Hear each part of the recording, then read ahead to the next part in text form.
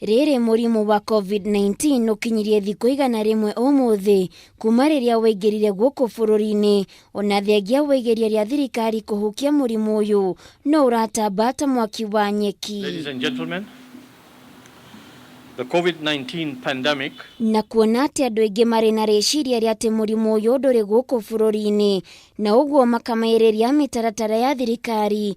Ũmũthĩ mbeũ njĩthĩ 38 a ũkũrũ wa mĩaka 14 nginyagia 20 nĩ matwarirwo kĩeheri-inĩ kĩa hinya thutha wao kũnyitĩkana makĩnyua njohi na oho magĩtabania ciĩko cia ũrathoni kaunti-inĩ ya Gĩthii. Maya mokĩte thutha wa thirikari kwambĩka mĩhang'o ya gũcarania na andũ arĩa marahutanĩtie na maabitha borithi ceceni-inĩ ya borithi ya Kamũkũnji. Rĩrĩ ndurumeni cia thirikari cimũrĩkithĩtio ceceni-inĩ ĩyo. Been able to reach out to these groups of people.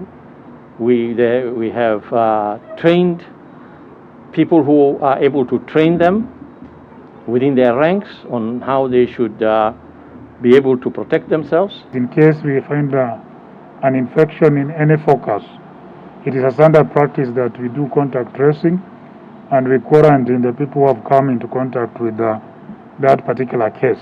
Kuma rĩrĩa mũrimũ wa COVID-19 waingĩrire gũkũ bũrũri-inĩ, mathĩna ma kĩmeciria marathiĩ na mbere na kuongerereka, ũndũ ũrĩa ũkoretwo ũgĩcũngĩrĩria nginyagia haro cia kĩmũciĩ, ũndũ ũrĩa kũringana na ministry ya ũgima wa mwĩrĩ yugĩte nĩ mehotorete harĩ gũteithĩrĩria mũingĩ ũndũ-inĩ ũyũ. Surprisingly, it's mostly the young people who have been making calls, and most of the issues that they want to address include anxiety, include gender and domestic violence, and also issues of depression. Government is also providing 24-hour access to tele-counseling services that provide psychological care via hotline numbers 1199 and 719.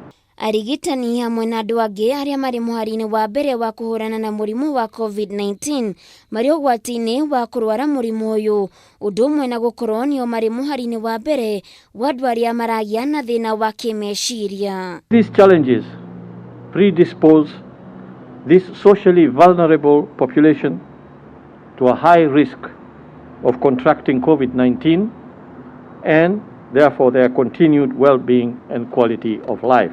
Ũmũthĩ andũ 108 nĩo mekĩrĩtwo mukonde gũkorwo na mũrimũ wa COVID-19, na ũũ nĩ thutha wa andũ 2,820 gũthimwo mũrimũ ũyũ rungu rwa mathaa 24, na rĩu gũkinyanĩria namba ya arwaru 4,478. All the 104 positive cases of today are Kenyans. 76 of them are male and 28 are females. The youngest is 1 year old and the oldest is 76. Handũ-inĩ ha Kameme TV Geto Baithira wa Kĩhara.